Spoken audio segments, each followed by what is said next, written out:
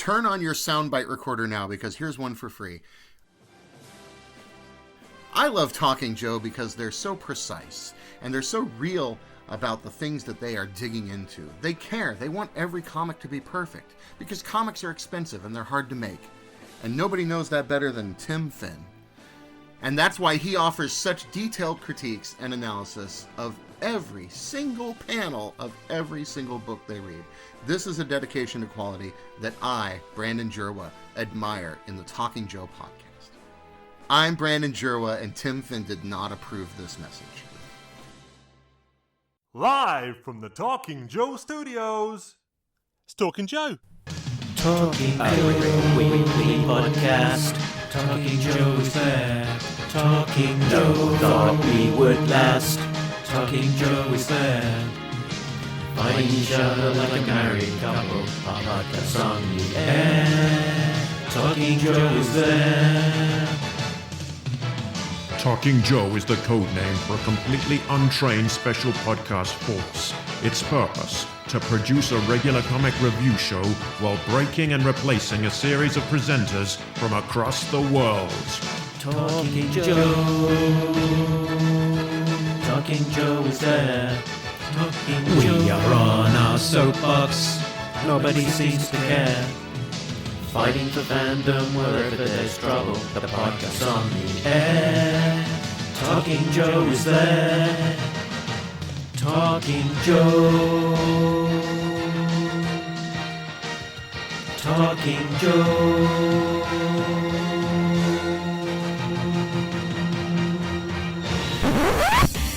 Talking Joe is on the air. Hey. Just think, while you've been getting down and out about the liars and the dirty cheats in the world, you could have been getting down to this sick podcast. It's me, Mark, and welcome to Talking Joe, the best and longest running dedicated G.I. Joe comics podcast. If you are new to the show, you can find out all the details over the website, talkingjoe.co.uk. Today we are continuing our look at the G.I. Joe Disavowed era, the Devil's Due run. And specifically, we will be talking about 2 G.I. Joe Frontline One and Dones, issues 15 and 16 from Devil's Due in 2003. So you've now met the front man. Let me introduce my Squid Game underlings. First up, it's a real American square. It's Tim Finn. Hello, Mark, and hello, listeners. And next up, armed to the teeth, it's the pointiest of all of the triangles. It's G.I.J. Jay Cordray. Underlings? Really? Mm-hmm. Wow. Own it. Howdy, Joe fans. Hi, Mark. Hi, Tim. Are we ready to talk some Joe today? Of course we are. It's been ages in the background, you know. These things come out weekly, but we've had a couple of weeks off, so I'm geared up, chomping at the bit, ready to go. Me too, and there's a lot to talk about with these 2 issues today, and it's not 4 issues or 5 issues. It's not a big arc. Yeah, it's 2 single issues. So let's look at these things. Frontline. They're stalking behind comic scenes, behind the comic scenes. Mark, Jay, and Tim. It's the spin-off that has survived. There's no yawning, find the meaning. Is it good? Is it shite? G.I. Joe Frontline on Talking Joe. Well, G.I. Joe Frontline on Talking Joe. G.I. Joe Frontline on Talking Joe. Well, G.I. Joe Frontline on Talking Joe. So, starting up, we are looking at issue 15 of Frontline.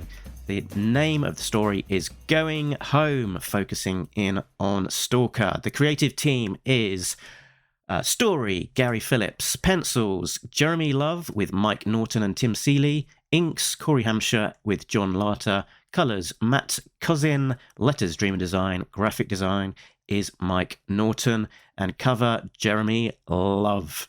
Let's have a look at the covers in the gallery. So the cover is Stalker with his stepson, Alvin, by Jeremy Love. What do you think? You go first, Jay. It's a good cover. It's well drawn. Love is a good artist.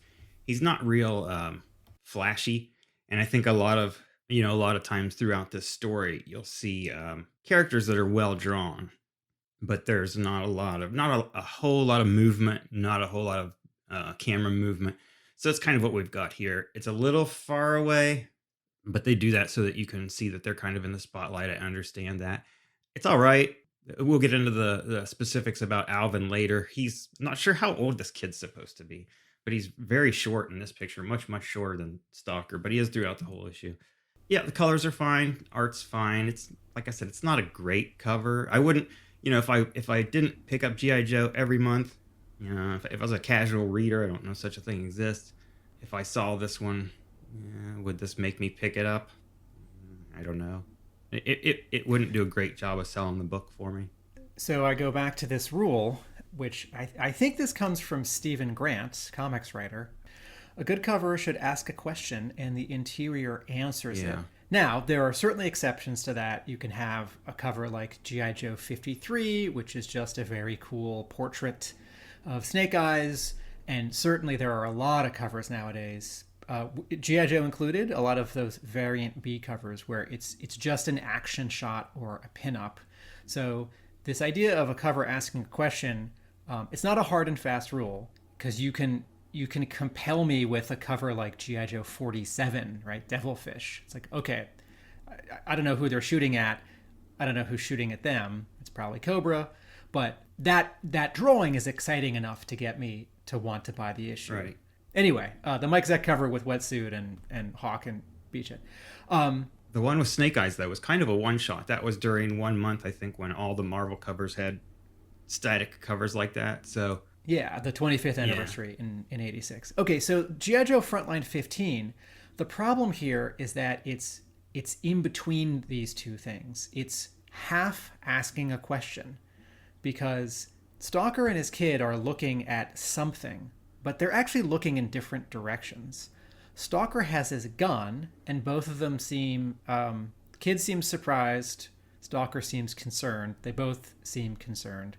And there is a light source. Now, I'm not going to be so specific that I need to know, like, are these headlights? Is this a spotlight? Is this just sort of any generic light and there's a shadow for the sake of drama? But I think what's missing here is some indication of who is surrounding them. And, think of the cover to G.I. Joe 117 by Michael Golden, Destro Search and Destroy Part 2, where Destro, the Baroness, and a couple Joes are coming at us, and there are night creepers and night vipers around them, sort of pointing weapons at them. And that cover also involves a brick wall. Now, it's always unfair to compare any artist to Michael Golden, but if this cover, if we backed up like 5 more feet and there was like a fist on the left side holding a knife and a fist holding a pistol on the right side, and those could be colored like dark blue, so the indication is that they're sort of a separate layer, So this cover is missing something. Barring that, imagine with all this negative space under the two names under the number 15, all this negative space over Stalker's shoulder and the word hero, real American hero, if there was a caption, right? And it's like, Stalker goes home to discover his son has found a world of trouble, right? Or like on the mean streets of, is it Detroit? On the mean streets of Detroit, Stalker and his son are going to find they've got a price to pay, And then like instead of like on the bottom Frontline, it's like, Clutch goes home the hard way. It's like, give me the title or something. So this cover is I like the drawing. It's, as a concept, it's half-baked. Yeah, it's I was sort of put in mind a little bit of the G.I. Joe issue 17 from Devil's Due that we looked at from the Cabal, where I think it's Flint and the Baroness are surrounded by some sort of Russian mafia goons, and they've got the guns pointing to them, and it sort of feels like there's almost a comic sort of shorthand or rule that if your back's against the wall like that, almost as you kind of hint at Tim, that there kind of needs to be something encroaching from the side of the panel to kind of indicate what is that menace. And similarly, there's the big black shadow behind them, which sort of seems very important to this image, but there's not really an indication necessarily of why there's such a big looming shadow, what's causing it. And again, comic shorthand, if there's goons looming over you, perhaps it would be their shadow, casting down across the the heroes of the piece. Yeah, not especially exciting for me. At the same time, there doesn't have to be adversaries with weapons threatening these two characters. You could, change what the kid is holding or doing. You could have the two of them looking at each other. It could be an argument. There is more than one way. There are more than two ways to finish the idea of this cover and give it a different idea. There isn't one solution for this cover. Hey, Tim, what is the Green Lantern? Was it Green Lantern or Green Arrow with, was it Speedy shooting up on the cover and Green Lantern's walking? It's a Neil Adams cover. Think of how impactful that would be, something like that. I mean, obviously, we're not going to have somebody shooting up on a G.I. Joe cover. It's the cover of when Green Lantern became a team-up book, Yeah. Green Lantern, Green Arrow in the mid-'70s. That cover is a little different in that that's inside and Speedy's sitting at a table. And I think you can tell that Green Arrow and Green Lantern have come in through a doorway. Yeah. But yes, it's another case. And also like you said, it pulls back and shows you more of what the surrounding. That one has dialogue. The cover goes, it's Green Lantern. You always have the answers, Green Arrow. Well, what's your answer to that? My ward, Speedy, is a junkie. DC attacks youth's greatest problem, drugs. Wow. Yeah. The shocking truth about drugs is the headline there. What's the Mike Zeck Devils Do cover around issue 8? It's very yellowish, where Beachhead is facing off with the 3 or 4 recruits in a line. That cover doesn't ask much of a question, but it's a scene which feels like it has a beginning and a middle, and you can fill in the end, right? It's like, oh, one of those recruits just mouthed off at Beachhead, or Beachhead is telling these recruits that they're in for a world of hurt. But Stalker isn't talking, Alvin isn't talking, we don't know what they're looking at. So again, I like the drawing and the fact that it's so different for a G.I. Joe cover, right? Like, either this kid is Stalker's kid, or this kid is somehow important to Stalker the way that his kid might be. And the kid's in civilian clothes, and Stalker's in sort of his uniform, sort of in civilian clothes. So there is enough information here that I am intrigued. And in the last, year, with my box of all these Devils Do comics, knowing that we'd get to this every so often, I saw this one, and for 2 reasons. One, because it's like his kid and they're wearing civilian clothes. And 2, the art style here is more cartoony and less like adventure style. Like, this isn't Ron Wagner and Ron Wiggum, right? This looks more like Mad Magazine and J. Scott Campbell and like Archie, right? And I say those all as compliments. Those 2 things have for a long time been enough to get me interested in reading this issue. So while the cover on its own merits, it's not a great cover, because it's different from other G.I. Joe covers, I am intrigued. Okay, let's find out what happens in this story with a plot breakdown. Take it away, Jay. G.I. Joe Sergeant Lonzo Wilkinson, codename Stalker, is returning home to Page Manor District in Fairborn, near Dayton, Ohio. Stalker has been away a long time and is greeted warmly by his wife, Lydia. Lydia updates the erstwhile soldier on the goings-on in Ohio. Their son, Kamal, has grown another inch and is starting to read. Unfortunately, Alvin, Stalker's stepson, is not doing as well. Alvin is having problems in school and is taken to running the streets. Lydia fears their son is involved in drugs or gangs. Stalker takes to the streets and locates Alvin, who, sure enough, is smack down in the middle of a turf war involving rival gangs G Hustlers, led by Mad Anthony Brown, and the Six Rivers gang, led by no one in particular. As he watches the 2 gangs, Stalker flashes back to the days of his youth and his own involvement with drugs and gangs. He remembers the pivotal moment when he turned his back on dealing cocaine with the Mafia. A fight breaks out between the gangs and Stalker rushes in to pull Alvin from the melee. Before they get away, however, Stalker sees Mad Anthony wailing on a rival gang member with a pipe and stops him. Mad Anthony's lieutenant puts a gun in Stalker's face, which he nonchalantly takes from the would-be killer, impressing the gangsters. Stalker drives Alvin home, never once questioning what happened to the whites of the boy's eyes. The next day, Stalker visits the boy's principal and sets about gathering intel on his latest target, Mad Anthony Brown.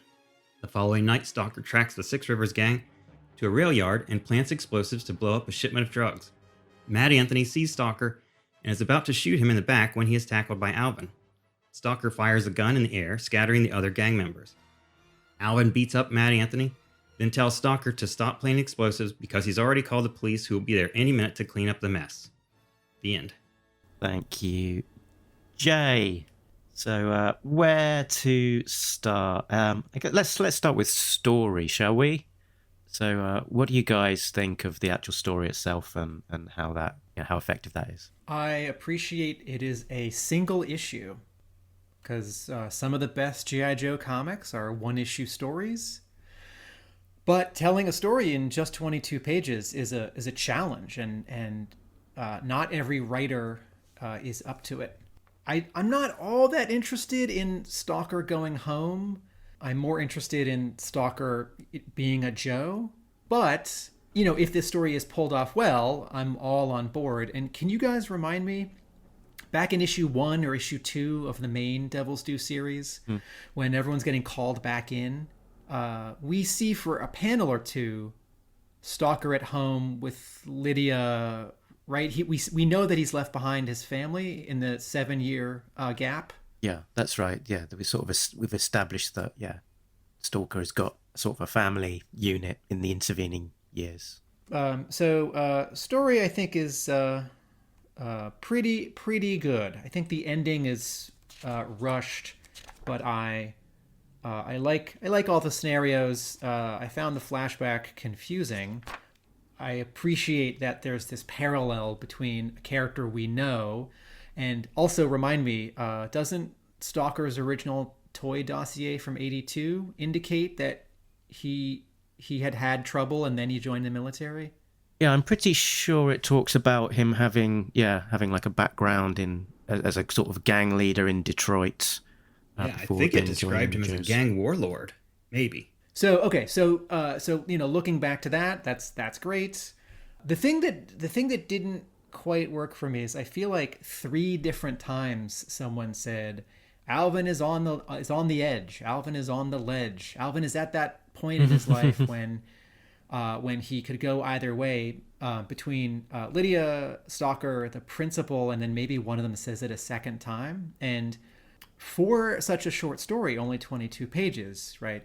Like, you don't need to repeat anything. So you can like cut into the scene a little bit later so that, for example, the principal isn't saying in different words what Lydia said a couple pages earlier. It's like, I haven't forgotten. Mm-hmm. And my last thought on the story is, always interesting when there's a Joe story without Cobra, and that works fine here. So, Jay, what do you think of the story? I was not a huge fan of it. I know that, and I'll explain why. I thought you'd stopped. I know that Stalker's original file card, said that he was involved in a gang. Yeah. The precise words were, Stalker was warlord of a large urban street gang prior to enlistment. Yeah. So there's a couple of different things. I know that that's there, but I kind of don't like the story, in that I feel like a lot of times in popular entertainment, I feel lazy and insulting when you have a black character and they say, oh, well, it has to involve drugs or gangs. And they shoehorn that in a lot of times when it's just really doesn't have any place or need to be in the story. Good examples, 24 Live Another Day. Main character was a CTU officer, which is like CIA. So of course he has a brother who's still in the hood and involved with the gangs. And, you just think, not every black person has family members that are involved in that kind of thing. I don't know. It rubs me the wrong way when I see that, because I have black friends that are very successful and they don't have any part of any of that. And I feel like it's kind of stereotyping in a bad way. I'm not familiar with Gary Phillips as a writer. I don't know whether this is kind of a an area, a background that he's familiar with. If it is, I don't think he's necessarily using his background to the best of his abilities, because for me it does feel like a bit of a flat story. It just feels a little bit cliche, young black kid, coming into trouble with drugs and the Right. Like there could be something else. yeah, the motivation for why he's in trouble, because he's doing well at school, he's got parents that love him, look after him, and yada yada, and all the rest of it. So the motivation for why he's getting into that trouble, and then the turnaround as to how he gets out of trouble and decides that he does want to be, I don't know, does not want to be in that situation, and decided that Stalker is a good guy after all. Quite why that is, I don't fully understand. So it just seems a bit cliche, a bit lazy, and just the sort of the overall what happens in the story. There's just, it seems to be not a lot happening, of a lot of talking heads, a lot of very big dialogue, word balloons, not a huge amount to necessarily get me excited or really properly invested in it, into the story and the characters. So as food, not a counter, as food for thought, both the writer and the artist of this story are black.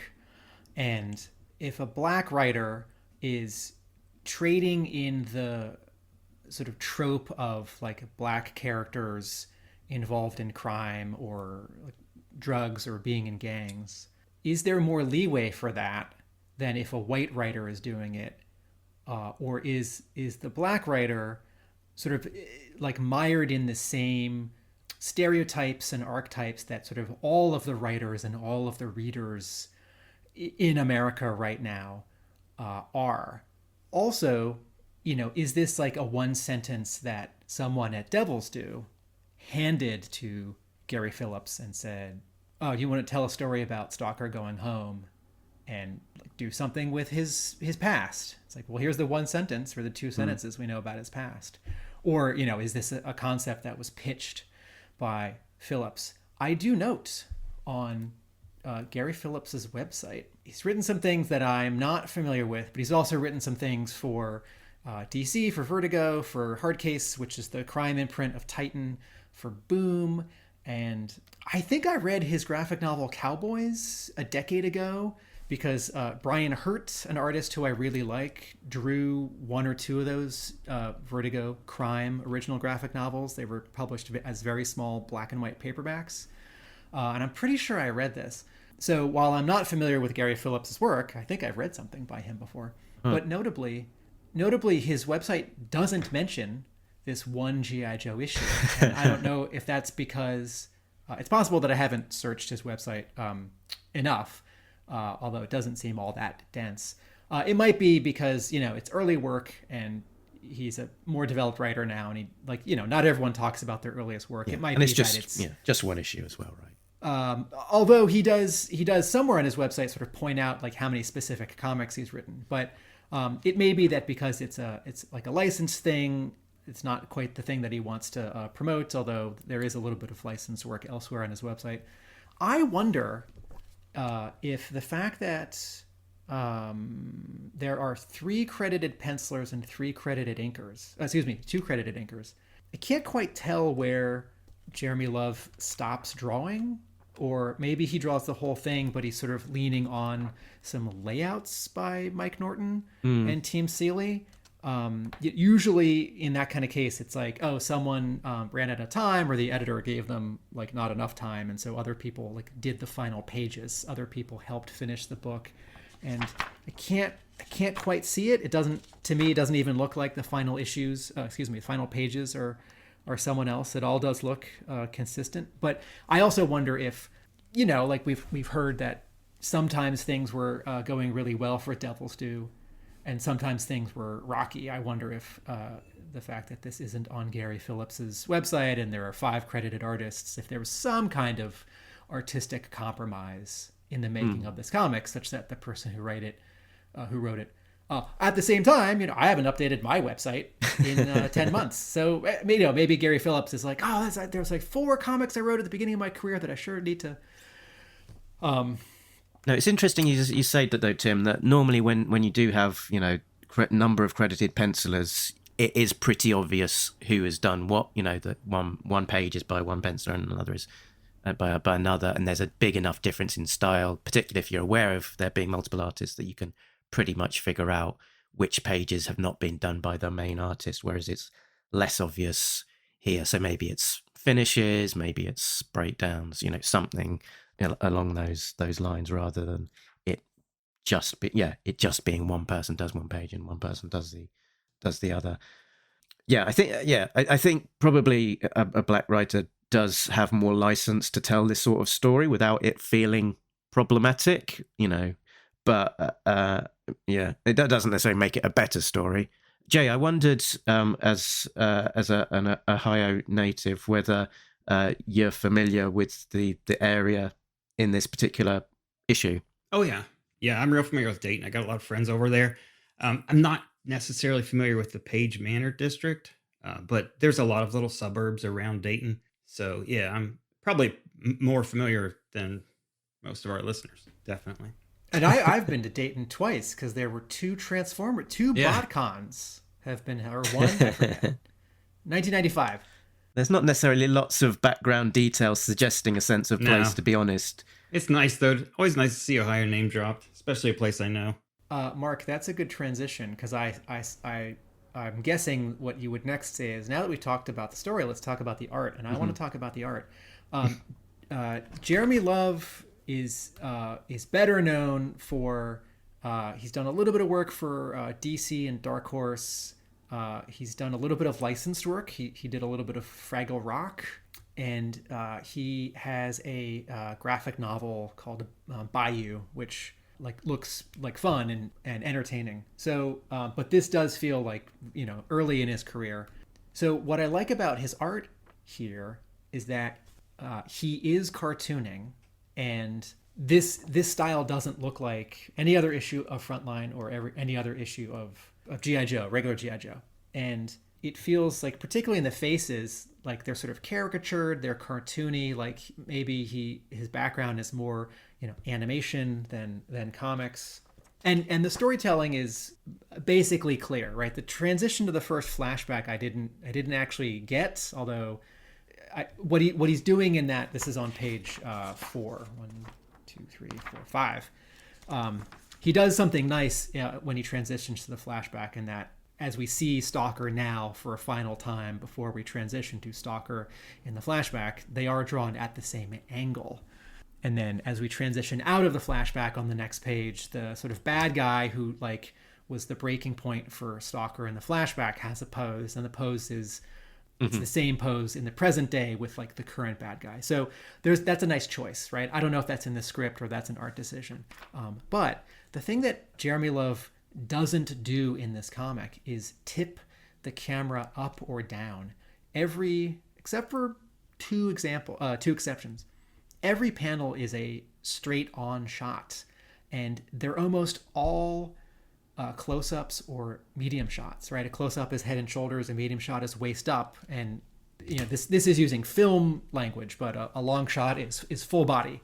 And yes, there are some full body shots, but the storytelling ends up being sort of claustrophobic because Love doesn't leave a lot of room for backgrounds, and almost never in the story draws a panel where the background is primary and the placement of characters and their movement within that space is secondary. And what this says to me is that at this stage in his career, he is not comfortable drawing backgrounds. And it's not proof, but my circumstantial evidence for this is anytime there's something that would be exciting or illustrative to set the scene, in drawing it straight on and kind of close and avoiding drawing it, he misses an opportunity to let us know how the space feels. So when we're in the principal's office at the school, it's like, what do I see of the principal's office?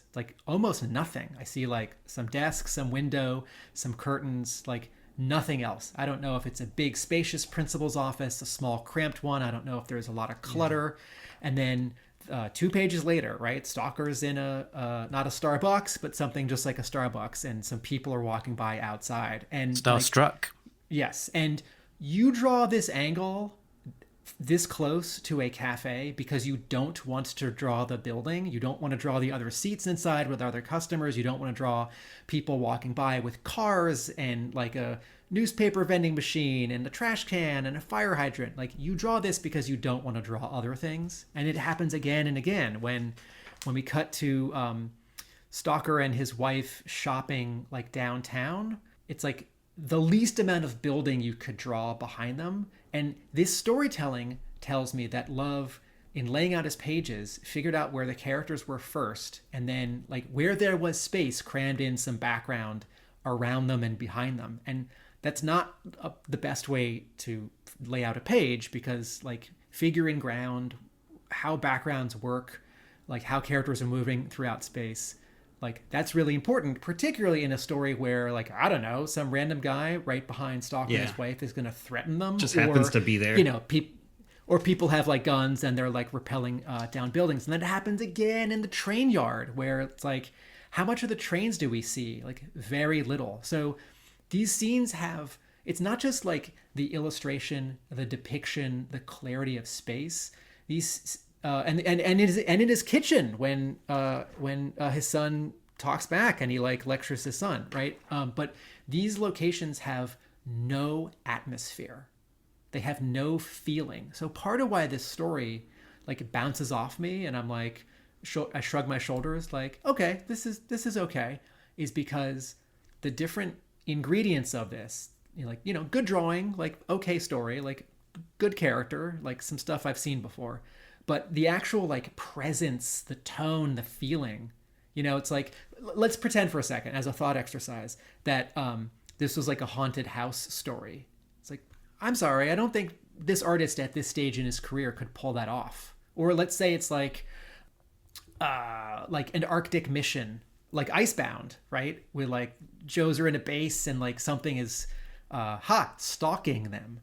I think it would be clear, but I think in a lot of cases it's like, well, there's some monster sort of behind them, like sort of in a doorway. I don't know if it came out of that doorway, or I don't know if it just happened to be standing in front of that doorway. So I like how he draws faces and bodies, poses, and like folds in clothing. I really like the coloring here, and oh boy, do I wish the regular monthly comic had flat coloring like this. But storytelling and page layout are lacking. I think, going back to the recipe of this issue, I figure that it came about just like, I'm not sure which one of you, I think Tim said it, that probably Devil's Due approached Phillips and said, hey, we've got an idea for a story. We want to do Stalker going home, can rewrite it. So yeah, and maybe that also explains why he doesn't have it on his website, because it was just something that, it really was just a work for hire thing.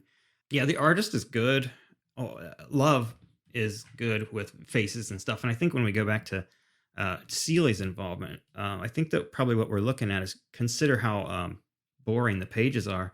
Probably Seeley did thumbnails, and then Love did the pencil work, and Norton came in with his design and added all the guns and technical stuff that is there, because there are a few nice shots of firearms and things like that. But yeah, there's no visible Seeley. I think it's under the surface, and it's that flat, just kind of mid shot, not giving you any kind of background or environment that Tim's talking about. I want to point out two other little things. In the train yard, there's a panel where there's a hand. It's at the top of a page. It's like the fourth to last page. There's a hand and there's a grenade over it, and I think the hand is throwing the grenade. I think Stalker is the person who threw the grenade, but I can't actually tell, because in the previous panel, he's not holding a grenade. And I mean, like, the story suggests that it's him because he then has a gas mask. I guess it's a gas grenade and the bad guys are all coughing. But, the hand that we see throwing the grenade, like that doesn't connect to his body. And then at the bottom of this page, it's also, the grenade is in the top left-hand corner in the gutter of the page, and it gets a bit lost. I think as a comics rule, you wouldn't put something important or significant in the top left-hand corner. Yeah, from the that's a good point. The grenade needs to be nudged to the right because it's being thrown from left to right based on the angle of the hand, but it also sort of looks with those speed lines. Like the grenade is like zipping past his fingertips from right to left. And then on the bottom of the page, two of the bad guys are like knocked out, and we see their faces, right? And here, this is this weird like compromise in perspective where like technically the camera should be like looking up at Stalker, because the camera here is like 3 inches off the ground because of these two bad guy heads, right? Like lying on the ground. And yet the perspective of the train, it's all straight lines up and down. So the background is drawn in 1-point perspective, but this background, we would actually be seeing those train cars in 3-point perspective. Anyway, in the middle of the panel is a black silhouette, and I think it's Stalker, but I don't know what he's doing. And the next I turn the page and there's an explosion, right? And I couldn't tell. It's like, oh, is that a bomb that Stalker just planted? Did one of the other bad guys off panel like throw a grenade or fire a rocket at Stalker?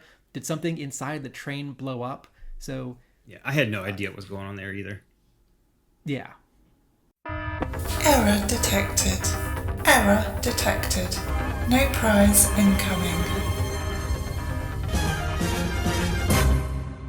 I spotted an error on the page before he's throwing the grenade, which is that one of the gutters is painted as a dark purple rather than white. It's the panel above where Stalker is grabbing a goon from behind, and then there's a train above his head, and it's been coloured to make it look like it's one scene, whereas I think the panel immediately above is meant to be like an establishing shot of a train yard with then him underneath. Similarly, just above the moon, there's you sort of lined up with the top of the moon in that second panel. You can see a horizontal line as if there was supposed to be a white gutter underneath the panel of the kitchen that would separate the first panel from the second panel. But then it would also clip the top of the moon, which compositionally is like a small panel. Quite subtle. Yeah, it's been coloured over the top of. You're talking about stalkers being stalked, but I do wonder whether some of the characterization in this story does point to how Stalker got his name after he's standing in the dark wearing his night vision goggles, looming over Mad Anthony in his bedroom. Named Stalker for a reason. Hey, Stalker proves in this one that you don't want to mess with this dude. He's blowing up trains, and this is on his weekend off. His weekend off. Stalking drug dealers. He's kicking ass. So I've been hard on artist Jeremy Love with this story for the storytelling that's a little unclear or sort of stale, but that he draws expressive faces and that his characters are distinct from each other but also consistent. Like, the guy on the cover with the furrowed brow, every single time I see those eyes, that nose, those cheekbones, that mouth, that chin, like that is Lonzo Wilkinson. Every single panel, every angle, every expression. And that's not a small thing because, like there are lots of G.I. Joe comics where like every male with a full head of hair is just like the same head. And that's a certain kind of shorthand, which is fine. Some guy has a goatee, some guy has blonde hair, and that they're all different. But it is exciting when you get a certain kind of artist or a certain level of artist in comics where everyone does have distinct facial features and you can tell them apart, even if they're out of costume or with sort of less costume. I see quite a lot of Mike Norton in the way that Stalker's drawn. So yeah, I don't know whether he had anything to do with that aspect or not, but could be.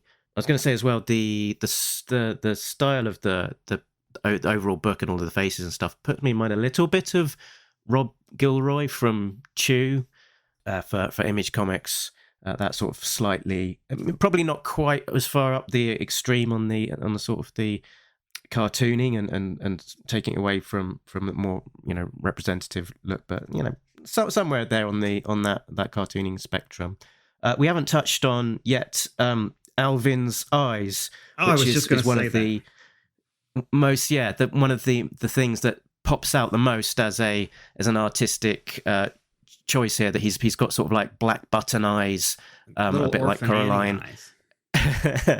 sort of similar sort of to the way that kind of you get those just black eyes in a lot of like the Captain Marvel Fawcett kind of comic look to it. But sort of interesting choice to just have him as the sole character with that particular kind of artistic interpretation, and it makes it very distinct for Alvin as a character. I like it. Mark, to throw one more artist. So you just mentioned what this looks a little bit like to you. Jeremy Love's art here to me looks a little bit like Cully Hamner. Ooh. Cully Hamner Nice. is someone, he's done a lot of work for DC Comics in the last 20 years. His style is both realistic and adventure style, but also he cartoons. What all these faces make me think of him. I think those dots for eyes on Alvin are great. I can imagine a lot of Joe fans who want a more, Ron Wagner standard American adventure style. Like this either doesn't work for G.I. Joe or it's distracting because it is just the one character. But it seems like the rules of this story are that it would be for the just kids, that like he's a minor, whereas everyone else in this story is 18 and up. Jay, you okay with the dots for eyes? I don't like it. I'm the one that you talked about that likes everybody to have that Ron Wagner mold. The bigger issue that I have with Alvin really is just he looks like he's like 10 or 12, 9. I really can't tell how old he's supposed to be. I mean, it seems like I would think would be a little bit older in this story. You mentioned reinstated, and I think that in that we saw Stalker with a couple boys. There wasn't really any mention that one of them was a stepson. And I was thinking about this. I think that maybe what they did was they kind of did a slight retcon. I mean, they're retconning something that wasn't said necessarily and making the older boy his stepson. Because all this just takes place 7 years after 155. So it's like, well, he's not going to have a 7-year-old that's involved in this stuff. We wouldn't think so. I don't know. I think that's why they did that. Why they made him the stepson, so that they could say, well, he's a little older. Lydia had him before she got with Lonzo. It does give that tension. I don't know. I wanted, in terms of how old Alvin is or how old he's drawn, I want every artist to get everything right all the time. At the same time, there is this range. Like, you see a 10-year-old and they're wearing certain clothes, or they've got a little bit of makeup and they just look really much older. Or you see an older kid and you're like, how old are you? And they're like, oh, I'm 13. You're like, oh, I thought you were 16 or 17. So, when like how fast kids physically mature, what they're wearing, what the lighting is, if they're wearing makeup, there is a big range here. But yes, I take your point that it's a little hard to tell. I want to go back to the second flashback when, or maybe it's the third, when Lonzo and his gang friend are meeting these two mafia guys on a hillside. And his friend says, my new friends and me are going to convince you that you need to retire, Lonzo, for good. And so we see two guys like approach, and they're now close, and they've got like hats because they're in the mafia. And then in the next panel, this is at the bottom of the page, Lonzo's already punching one of them, and the other one has his hand on Lonzo's shoulder. And Lonzo says, now that we got that distraction out of the way, you and me need to have words. Dig? It's like, again, here's this place where the drawing and the script do not match up, where I think this is what Lonzo would say after he's punched both of the bad guys, not one of them, and the other one is about to grab him. Because I sort of thought in the next panel, like the other bad guy twirls him around and punches Lonzo, or Lonzo gets twirled around and punches that guy. And then Lonzo can say, now that we got that distraction out of the way, you and me, my friend who just betrayed me, are going to have words. Dig? After you draw a page, if it doesn't like work, someone, an editor, should say, oh, this doesn't work. We need to like take this panel and like shrink it to, 70% the size and like crop it a little bit and like move this word balloon and like draw a new panel where like we visualize the story beat that like demands to be shown here for clarity. I do love these guys' faces, though. I'm back on page 14. The first on the second panel, his Stalker's friend, his face is great, and then the mobsters on the second page. That first guy just cracks me up. How I don't know, just the look of he of looks his like face just Ernest kills me. Borgnine. Yeah, yeah. Also, so okay, I was thinking about that, and I have things to say about issue 16 as well, and it occurred to me that if our listeners sometimes are bummed out that I seem to salivate at the like pointing out an analysis of mistakes in comics, right? Like a storytelling that's not clear, or like, oh, this guy's hand is colored the wrong color, so I can't tell who's coming into the scene. It's not that I'm reveling in the mistakes or trying to embarrass the people who made these choices. It's that I think of this sort of ongoing discussion of like clarity in storytelling, or like maximizing the use of your tools in comics. I think of this as like sort of a mission, because I think a lot of people who read comics don't always know why they don't love a comic. And if it's the storytelling and they've never quite thought about storytelling, and I don't know, in an episode of Talking Joe, someone hears me say like, oh, the camera really needed to be further back so we could see so-and-so coming into the room, because it's not clear if they were already there or not. I'm sort of hoping with all of these like critiques that sort of the next person to draw a G.I. Joe comic, or write a G.I. Joe comic, or edit a G.I. Joe comic and catch a mistake will be a little more wary or aware of, like maximizing clarity and seeing something as a mistake, Or just any writer or artist that happens to be listening, could learn things. I mean, you're a teacher. That's what you do. And I learn stuff from you all the time, especially as we're going through and you're talking about stuff like background. And you hit it right on the head when you said sometimes a reader might not think, well, why didn't I like that as much? It happens to me all the time. You'll say something, you'll be like, well, if we'd seen more of an establishing shot, I go, oh yeah, that's what it needed. He's right. So totally. And I do want to say, in terms of Jeremy Love only drawing, except for two examples, drawing every panel straight on, there are artists in comics who do that, right? Mike Mignola does not draw cameras aiming down or up because he doesn't want to. And in Hellboy, that works because A, the story that Mignola is constructing as he draws doesn't necessarily need it, right? It's like, if like a monster is coming out from behind Hellboy, like a straight on view is going to sell that idea. Like Mignola is a good storyteller. Also, he's a master of design and like placing shapes, placing shadows, and like poses and acting, even if, all of his characters sort of look like sculptures and there isn't a lot of like cartoony face acting.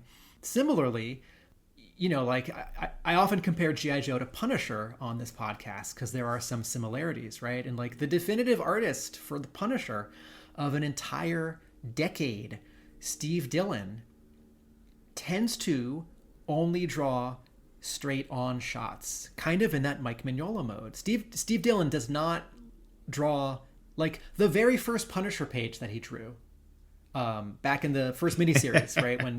When Knights was launching and he was teaming up with Garth Ennis, right? Punisher's holding, I think it's the first page, right? Punisher's holding that guy, like he's going to throw them off the top of a building. Like another artist would have the camera like further back and tipped up or further back and tipped down. We'd see some of the like 3-point perspective of like Manhattan streets below them. And like Dillon's not going to have it. Like he's going to draw similarly, there's a much later Punisher story. Some of his later, there's a scene where it's in his run with Jason Aaron, where Punisher like throws a guy in the back of a trunk of a car, and like, gosh darn it, no matter what, like whether we're like the guy in the trunk or Punisher looking back at the trunk or Punisher pushing the guy in the trunk, like the camera is imagine a camera is on a tripod. It is aiming straight. It's not tilting up or tilting down. And there are plenty of places where I think Dylan could have had a little more dynamic flair in his like action, punching, explosions, jumping. But it's never at the sake of clarity. It's never at the expense of clarity. So I don't want it to seem like Love's approach here to this issue is like doomed. Yeah, it's not.